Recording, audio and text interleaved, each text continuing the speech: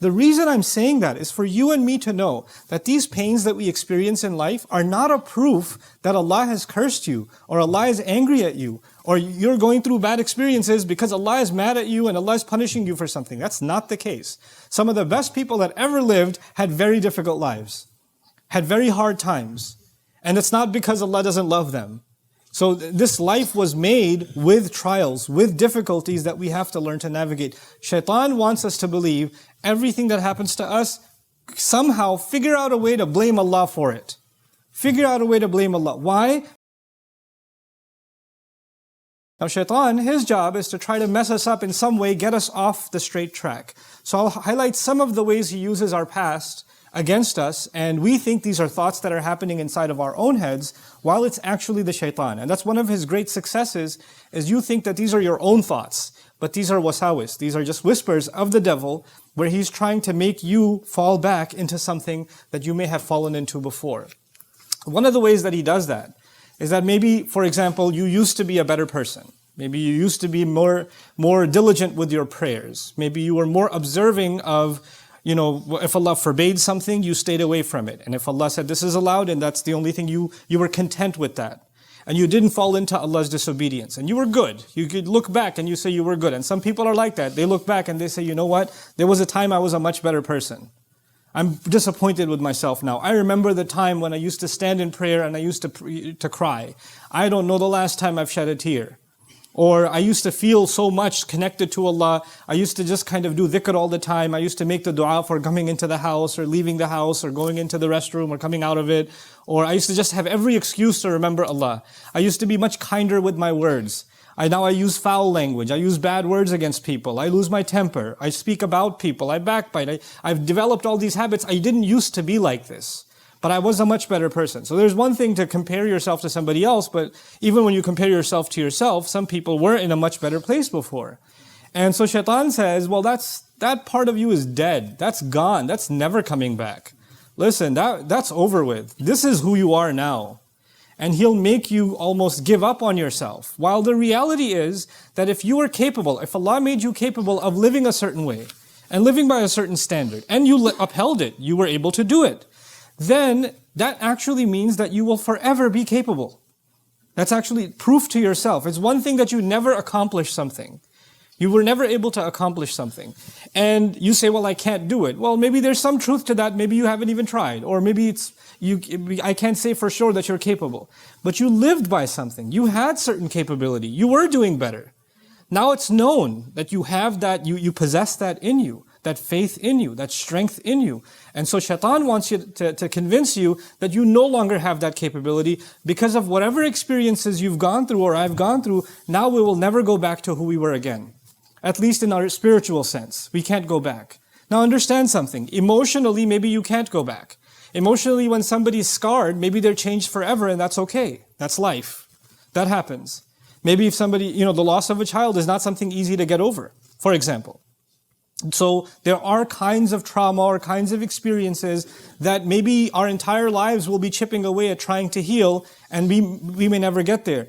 But Shaitan uses that to mess you up not emotionally but spiritually, to mess with your connection with Allah, and to basically get you to say, well, you know what, you've gone through these experiences, so what's the point of prayer?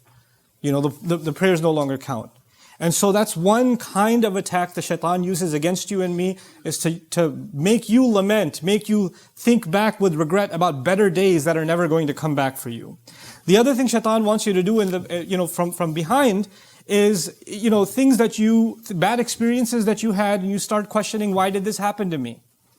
Right? You and I have gone through terrible experiences in life. This is a part of life. Allah created this life as a trial, and every one of us has different kinds of trials, and some of those trials are not easy. And when you think about what happened, it's very painful. And it can be paralyzing. It can be something that you're overwhelmed, almost reliving the event that occurred in the past. And one of the things Shaitan wants is to keep you there, to keep you thinking about the past, to keep you thinking about what happened, and keep questioning, why did this happen to me? Why did this happen to me? Why did this happen to me? Maybe I deserve it. Maybe I'm cursed. Maybe I'm no good. This is why Allah is angry at me. This is why He made this happen to me. And so you live in that moment that happened some time ago that Allah actually brought you out of, But shaitan doesn't want you to come out of it. He wants you to stay in that hopelessness because he wants you to be convinced, like he's convinced, that Allah has no hope for him, or that he's hopeless case. There's no turning back for him, or that Allah hates him even. So people will develop, you and I might develop, because we're thinking about that event all the time, not just anger towards people who hurt us, but even towards Allah. Like, why did he let this happen to me? Why did he do this to me? I didn't deserve it. And so when you think about the kinds of experiences that prophets went through, alayhimu salatu wassalam, you'll appreciate something. Allah, the prophets Allah talks about in the Quran are, in so many cases, people that had such difficult lives. They had such, even before they became prophets, they had extremely, extremely difficult lives. Think about the life of our own messenger, sallallahu alaihi wasallam, whose parents die in childhood, right? Who goes through, one care to another care to another care, and every time he has somebody that is basically taking care of him, they pass away, and he's passed on to someone else, and he's passed on to someone else. How difficult is that for a child? How difficult is it for a parent to lose their child? Our messenger experienced losing children, sallallahu alaihi wasallam. And the thought to come, why did I deserve that should happen to me? Or why did my child deserve to die like this? And every time you see somebody else's child healthy and running around, it reminds you of the child that you don't have anymore. That sort of thing. So these are the kinds of pains Allah put even prophets through, alayhimu salatu wasalam. The reason I'm saying that is for you and me to know that these pains that we experience in life are not a proof that Allah has cursed you, or Allah is angry at you, or you're going through bad experiences because Allah is mad at you and Allah is punishing you for something. That's not the case. Some of the best people that ever lived had very difficult lives, had very hard times. And it's not because Allah doesn't love them. So this life was made with trials, with difficulties that we have to learn to navigate. Shaitan wants us to believe everything that happens to us, somehow figure out a way to blame Allah for it. Figure out a way to blame Allah. Why? Because that's what he did. فَبِمَا أَغْوَيْتَنِي. He blamed Allah. When he refused to do sajda and he was cast out, he blamed Allah immediately. That's where he wants you to get to. And so he uses that past bad experience, that painful experience, to try to pull you away from Allah also. Another way he uses your past is that he will, maybe some of us, we lived a life of sin before. Maybe you had friends or, your relationships that were leading you down a road of sin, that you kept falling in and falling in and falling in. And you figured out a way to make tawbah to Allah, and you cut off those friendships, and you cut off those relationships. Whether those people are, their judgment is with Allah. But you for yourself, you decided that those people may not be evil, but I know that when I'm in their company, or when I'm around, then I fall into evil. So I'm going to try to protect myself, and I'm going to pull away as much as I can, and try to fix myself with Allah. You will know in your personal life who those people are. And maybe you had people like that in your life that were pulling you into sin, whether they realized it themselves or not. And maybe it's not even their fault, maybe it's your own weakness. But since you recognize that, you say, you know what? Every time I've tried, I've fallen back into sin, I'm going to discontinue some of these relationships, not because I hate these people, not because I'm better than them, not because, I want them to suffer, but because I want to save myself. I want to pull myself away. And when you pull yourself away, shaitan will come and say, hey, don't you miss the old friendship? You don't miss those guys? You don't miss her, man? You don't miss this? You don't miss that? And he wants you to pull back. Go back. Go back. Go back. The same way some people left sin. Literally sin. They left drinking. They left drugs.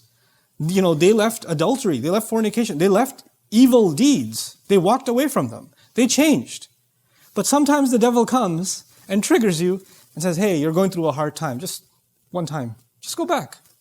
Not forever. But come on, you had a hard week.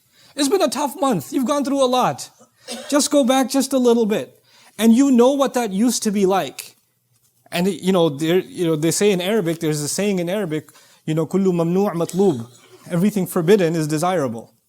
Right? So even though after faith, you develop a regret and an embarrassment over the sins you and I may have committed. And we develop almost a hatred for repeating those sins again. At the end of the day, we're also human beings. And human beings have temptations and desires. And that's one of the things that shaitan wants to manipulate. So he'll try to pull you back and try to get you to say, hey, come on. You know how it used to be, right? It was so much better for you. You felt so much easier. And why deny yourself? Who's going to find out? just go back. So he wants to pull you back into a way of sin. This is the way that he comes at you from behind. So many pulls at you from what is drawing you into what used to be. And you have to be mindful of that.